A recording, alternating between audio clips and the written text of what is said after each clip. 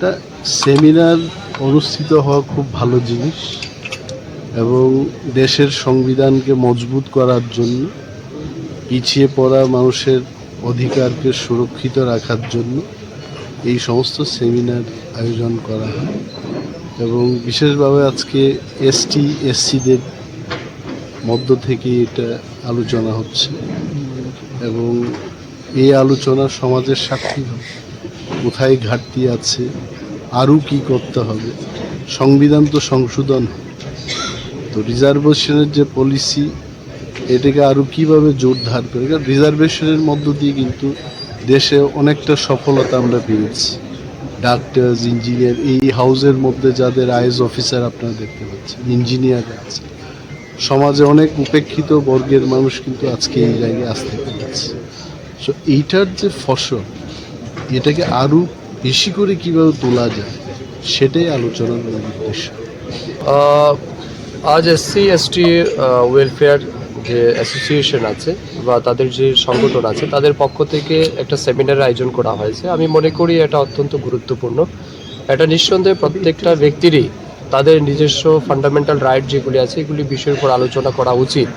Even সরকার কি কি কাজ করছে তার উপরেও সমালোচনা দুইটাই হবে এবং আমাদের দায়িত্ব হচ্ছে যারা এসসি এবং এসটি কমিউনিটি বিলংস করছে তাদের যাতে সমস্ত রকমের ফান্ডামেন্টাল রাইটস বা আমাদের সংবিধান যেটা প্রদান করেছে সেগুলি যাতে 100% সুরক্ষিত থাকে তার জন্য সরকার কাজ করছে।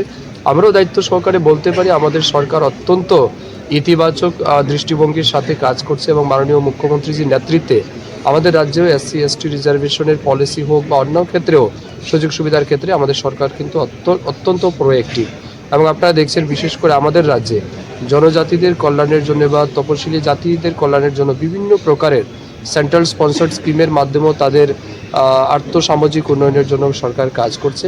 তো আমি মনে করছি বিশেষ করে এখানে এমপ্লয়ি অ্যাসোসিয়েশনের পক্ষ থেকে এসসি এসটির পক্ষ থেকে যে আজকে সেমিনার আয়োজন করা হয়েছে সবেমাত্র শুরু হয়েছে, তাদেরও বক্তব্য আমরা শুনবো। কোথাও যদি মনে হয় যে আমাদের সরকারের পক্ষ থেকে আরও বেশি কিছু তাদের জন্য করা উচিত, নিঃসন্দেহে আমি আছি, আমাদের মাননীয় মন্ত্রী অনিমেষ দেববর্মা আছেন আমাদের সাথে, আমরা নিশ্চয়ই আমাদের মাননীয় মুখ্যমন্ত্রী বা রাজ্যের অভিভাবক যিনি আছেন ওনার কাছে আমরা পৌঁছাবো বক্তব্য এবং আমরা বিশ্বাস করি যে এই সরকারই একমাত্র এসসি এসটি মানুষের স্বার্থ রক্ষা করতে পারে। ওবিসি সংরক্ষণ নাকি ওবিসি সংরক্ষণ যে এটা সেন্ট্রালের ইস্যু এবং অলরেডি সেটা নিয়ে ডিসকাশনও হয়েছে।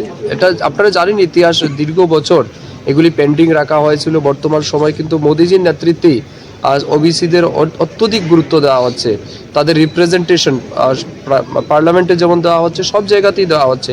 তো সেটাও সময়ের সময় সেগুলির উপরও কাজ হবে।